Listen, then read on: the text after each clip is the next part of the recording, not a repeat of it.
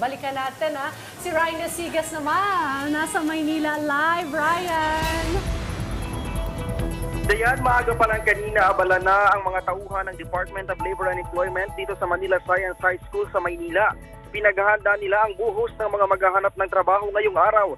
Sabi nga dayan ng Labor Department, mahigit 28,000 trabaho ang naghihintay para sa mga job seekers ngayong araw kasabay sa isasagawang job fair hindi lang dito sa Maynila kundi maging sa iba't ibang bahagi ng bansa. Sa abiso ng Labor Department, isasagawang job fair sa 21 sites mula sa 15 rehiyon. Sa mga maghahanap ng trabaho dito sa Luzon, mari silang magtungo ngayong araw dito sa Manila Science High School. Sa December 3 at 5 naman, magkakaroon din ng job fair sa Robinsons Metro East sa Pasig City. Sa December 7 sa Barangay Poblacion, Pateros.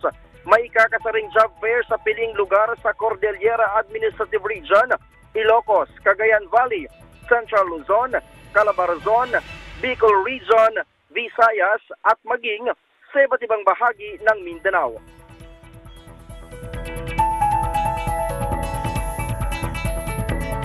Kabilang pa sa mga top vacancies ay customer service representatives, production workers, operators, cashiers, baggers, laborers, carpenters, painters, casino dealers at service crew.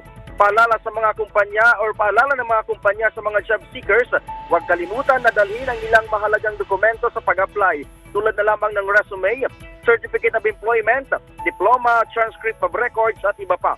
Sa ngayon, nasa 28,136 ang job vacancies pero inaasahan na tataas pa ito sa mga susunod na araw. Bukod sa job fair ay magkakaroon din dito ng awarding ng iba't ibang assistance packages tulad ng TUPAD at Dole Integrated Livelihood Program o DILP. Ang pagsasagawa ng job fair ng Labor Department ay bahagi ng kanilang ika-100 at 70 taong anibersaryo. Diyan?